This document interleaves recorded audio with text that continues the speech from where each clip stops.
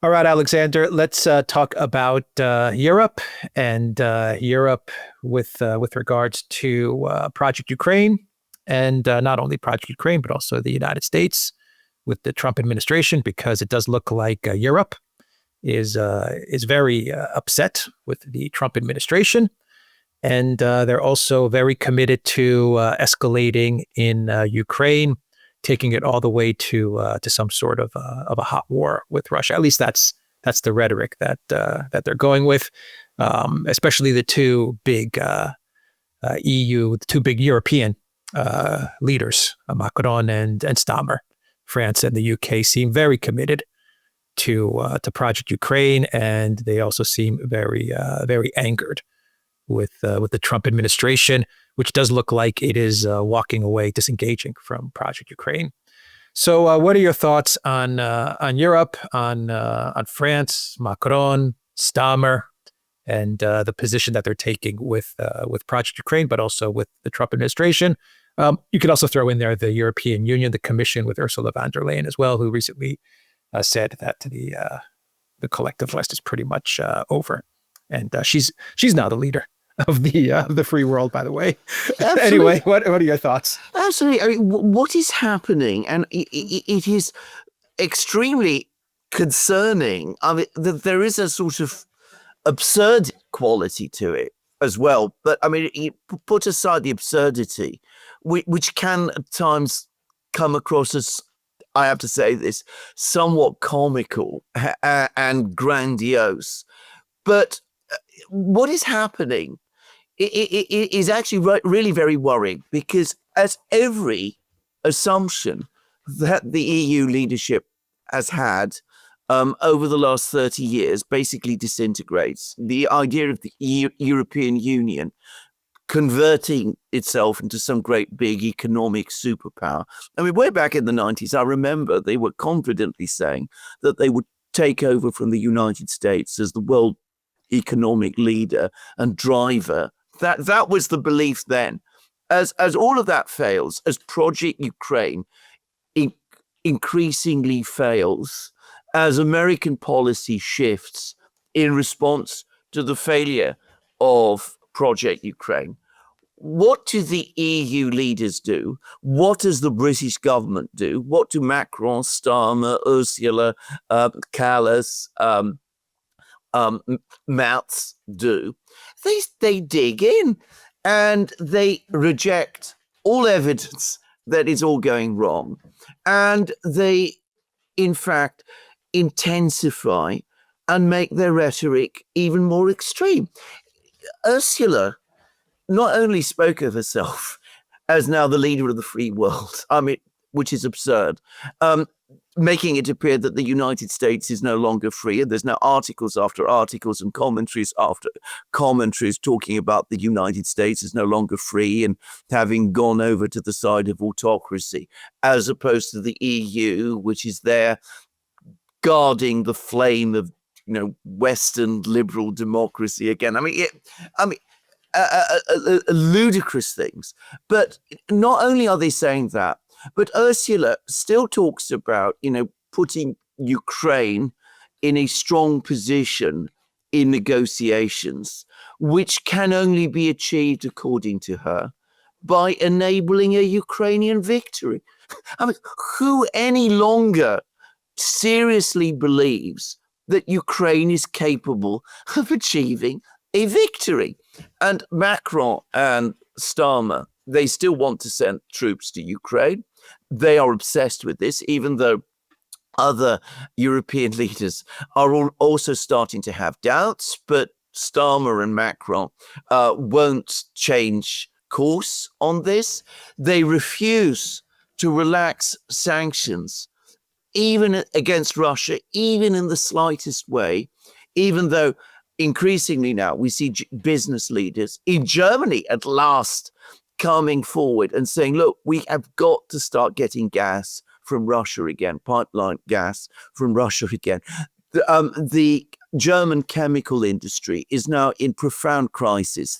It is the third biggest industrial sector in the German economy after machine building and motor vehicles. And it is now on the brink of collapse. But no, we must have no relaxation on sanctions at all. We must press on with sanctions until the Russians capitulate, which everybody can see isn't going to happen. And the rhetoric against Russia is increasing now to extreme levels. The rhetoric, as I said, against the United States is now increasing to extreme levels. Donald Trump, I mean, the things they're saying about Donald Trump go way beyond even what they said about him during his first term. We see an increasing drive to suppress all dissent within the European Union itself. We have threats made against leaders of countries that attend the Victory Day parade in Moscow on the 9th of May. These are sovereign leaders of sovereign states. We have threats against leaders whose countries are outside the European Union.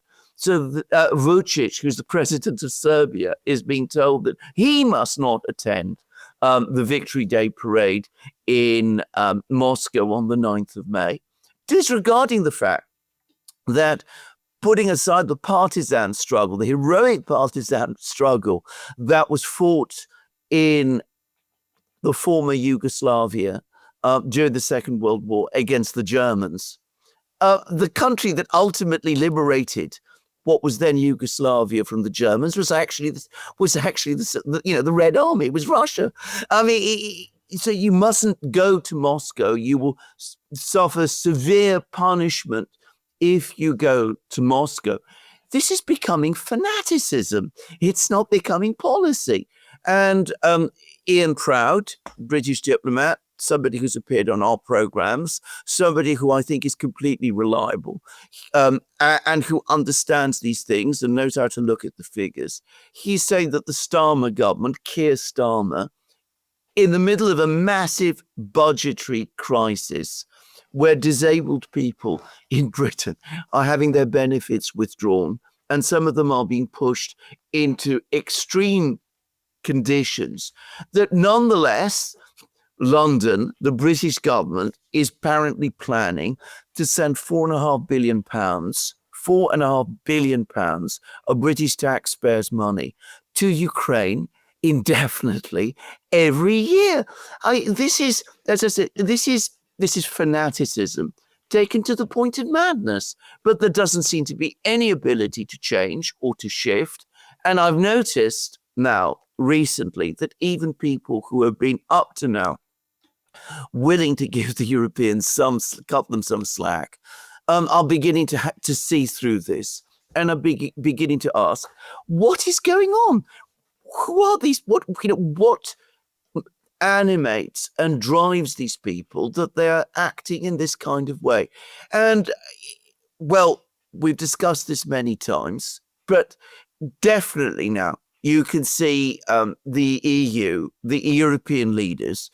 I mean, they're on a runaway car driving towards the abyss, and they're putting on the accelerator. Yeah, Starmer. You know that he's completely committed to Zelensky. Yes, to Project Ukraine, and I dare say the man Zelensky. For some reason, he's completely committed to this guy, as is Macron. It seems. Politico, they read an article more focused on Trump, painting Trump as the evil orange man that is tearing apart the Euro-Atlantic world order, if you want to call it that, the collective West, and how the Europeans, the UK and the EU are fighting for a free and a free and liberal world that we've all become accustomed to over the many decades, and they're the ones that are fighting for democracy and human rights, and it's Trump that's tearing everything apart. Anyway, the political article, they actually say in that article that when the fight in the White House happened with Zelensky, that afterwards he ran to Stammer for a hug, pretty much. I mean, he ran into Stammer's arms so that he could get some support from the UK, and the French then jumped in and they actually wrote the apology letter to Trump. It wasn't from Zelensky; it was from France. It's incredible the commitment that Macron and Stammer have, not only towards Ukraine, it seems, but towards Zelensky. I can't explain it. I don't know what it is, but they're willing to put it all on the line for this one man that it seems the world has seen through. The entire world has seen through this guy. But Stammer and Macron, nope, they're putting everything they have into Zelensky and keeping him afloat. It is beyond baffling. By the way, the other thing that Politico article said, and it completely vindicates our reporting of the time, was that all these, greetings and hugs of Zelensky that took place after the Oval Office meeting infuriated Trump himself and annoyed other members of his team, which of course it was going to do. So this attitude, this embrace of Zelensky by European leaders is deepening the divide with the United States. But it's weird. It's as if they wanted, there's some kind of obsession with What is Zelensky. it? What do you think it is? I mean, I don't know what it is. I really don't. No, I don't know what it is. I'll say it again. The whole world has seen through this guy. He's not popular anymore either. He's not if it was maybe 3 years ago when it was cool to be seen with him, okay, I understand that. It boosts up your PR, right? But now the entire world can't stand this guy. Absolutely. Modi apparently had developed a massive dislike to him. Lula slammed the door in the face of Zelensky's envoy, who was an ex-Italian prime minister. The African states want to have nothing to do with him. The Arab states want to have nothing to do with him. Notice the only places he's able to go to now are Europe and, well, to some extent, the United States. But even the Americans have got fed up with him. They've had as much as they can take with him. Well, I get to say, I think that beyond the fact that, they have some kind of particular thing about Zelensky himself, what drives this is a maniacal, and I'm sorry to use that word, a maniacal loathing of Putin and of Russia, which, because Zelensky is opposing Putin and Russia, is, making them rally round and support him and pretend that this man is Churchill or I don't know what. And also, and I have to say this also, a dislike of Donald Trump. The fact that Donald Trump clearly doesn't like Zelensky makes them embrace him even more. It's bizarre. But it's having consequences, because what you see over the last couple of weeks is that Zelensky, even as his forces on the battlefronts crumble, and even as his economy is going down the tubes, he's regaining his confidence. He's now called off any idea of elections. There's a certain discussion a few weeks ago about having elections in Ukraine in May, but all that's now been called off. He's just extended martial law. He's basically walked back all the concessions that the Americans wrung out of his negotiators in Jeddah. He's completely disregarded the energy truce. He's launched attacks on every, parts of the Russian energy system. This isn't even denied. Nobody is even pretending that Ukraine has made any effort to abide. Finland Stub is denying it. Finland Stub said that Zelensky is committed to all of the energy systems right now. Right. That's what I'm saying. This is crazy. Reporting in the media doesn't deny it. Yeah, no, but even why does Stub stand up for this guy? Well, I know. Well, quite yes, but all of them are. I mean, they are fixated on this individual, and on this conflict with Russia, even though, as Phidias, the Cypriot YouTuber who's now Euro MP, said on our live stream, the live stream that we did with him, you can't win in Ukraine with the United States. How do you believe you can win without it? I mean, to talk about helping Ukraine to achieve a victory, it is so completely delusional. It's off. I mean, they're living on another planet. But anyway, it's now become obsessive. Some European leaders, it must be said, are seeing through this. I'm not talking here about Orban and Fico, who were never part of this, but even people like Meloni now, I think, are beginning to distance themselves. They can see that this is a train wreck. But the big three, Britain, France, and Germany, for the moment, remain solid. And well, I said that they were driving the car off the cliff. Perhaps the reality is that they're already off the cliff, and like that cartoon character, they're still running, even though the abyss is below them, because that's what it increasingly looks like to me. Meanwhile, the economic crisis in Europe is deepening, and is deepening all the time. You see manifestations of this everywhere. I spoke about how the German chemical industry is now in absolute crisis, and they're pleading for Russian gas to start to be piped to them again. But of course, Merz, the great, rebuilder of Germany, isn't interested in any of that. And well, we see the same in France, in Britain. They've completely lost all connection with their own people and their people's needs. And when there are manifestations of dissidence from their people, well, we see what happens. Marine Le Pen gets convicted, Georgescu gets banned. The media in Germany is already starting campaign to get the AfD banned as well. Stubb, you mentioned Stubb. Apparently, he's having some issues in Finland, because some parts of Finland are now in a deep economic crisis because they relied on trade with Russia. But apparently, anybody there who complains is another Putin enabler, or whatever the rhetoric is. And we see how this is continuing to gain traction across Europe. We are no longer in the world of rational politics anymore. Well, what do you do then to bring Europe back to reality? The Europeans, they hate Trump. They want nothing to do with the United States under Trump. I say that if it was under Biden, they would be loving the United States. Under Trump, the EU, the Europeans want nothing to do with this America. They've made that clear, right? They've cut off Russia. 17th sanctions package.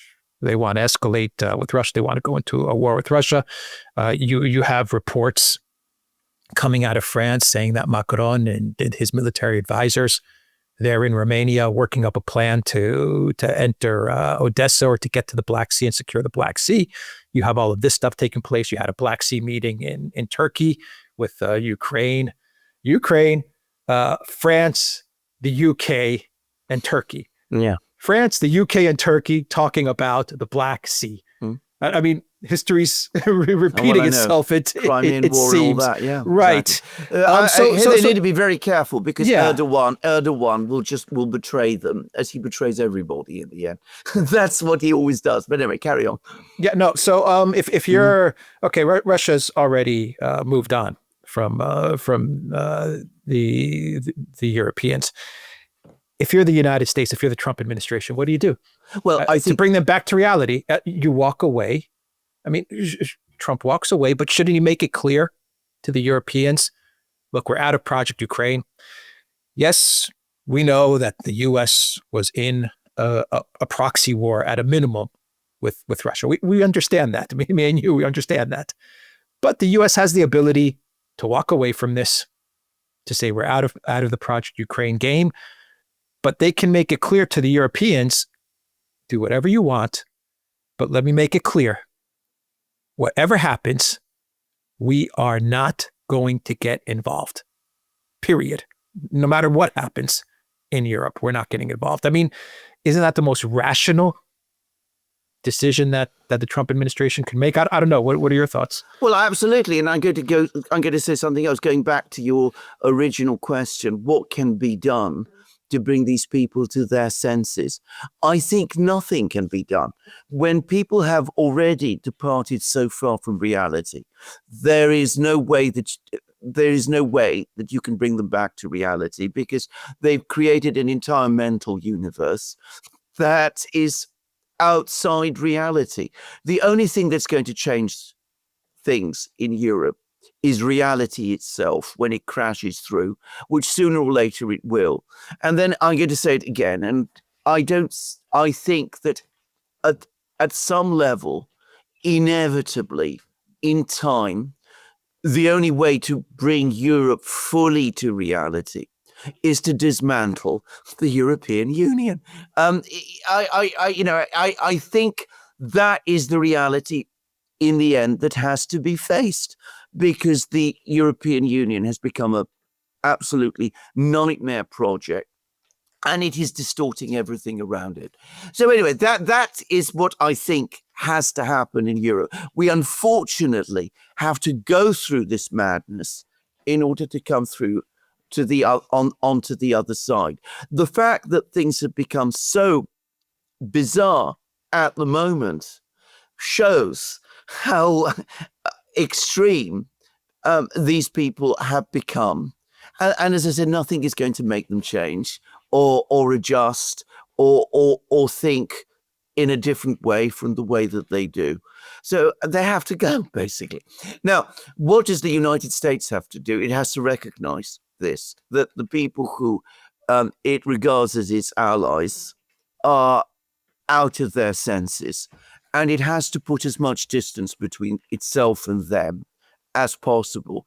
And obviously they have to do what you said, which is they need to make it absolutely clear to the Europeans that the United States is not going to be involved in this in any way whatsoever. But I'm going to suggest that it needs to do something else to reinforce that message, which is it needs to start drawing down troops from Europe. Because if American troops are there in Europe in their present numbers, the Europeans will still say to each other, well, if we get into a really serious crisis, we can get the Americans to help. And so you need to signal that you are distancing yourself from Europe by drawing down US troops. And there are reports that that is exactly what the United States is now starting to do, that they're actually going to start reducing their troop levels in Europe over the next few months and years. And hopefully that signal will be picked up in Europe, and people will understand that, in fact, the Americans are not there, and that might be a bit of a restraining force. I don't know. I have to tell you this as we close out the video. I read the interview with Ursula on Zeit online, the German publication, and she really does believe that she is doing a great job in Europe, and that she is the leader of the free world. I mean, she really does believe this, that the European Union is doing an amazing job. Oh, I've no doubt about it. I mean, that is the nature of fanaticism. Fanatics absolutely truly believe in what they're doing. Of course, there is always cynicism there as well, because fanaticism is the suppression of doubt. I mean, that is another feature of fanaticism. And you probably will find, if you really bring in, do a deep dive into the psychology of these people, that there is much more nervousness and uncertainty and worry and fear than they're letting on. But that's not going to affect their behavior, and it's not going to visibly detract from their self-belief. They absolutely believe, or at least are sincere in what they're saying and what they're doing. And as I said, we just have to wait it out we have to live through it, and it'll be very disruptive and terrible for the people of Europe. Because when I said that they're going to drive off the cliff, it's important to say that we are passengers in this car. I mean, we of us who live in Europe are unwilling passengers in this car, but we have to see it through and hope that there's enough left when we come through the other end to be able to pick things together. I believe we will have enough left, more than enough, because, well, Europe is a complex, sophisticated place after all, and a big place. But I mean, the damage that's going to be done is going to be enormous. Yeah. All right. We will end the video there. The Duran.locals.com. We are on Rumble, Odyssey, BitChute, Telegram, Rockfin, and X. Go to the Duran shop, pick up some merch like what we are wearing in this video. Update. The link is in the description box down below. Take care.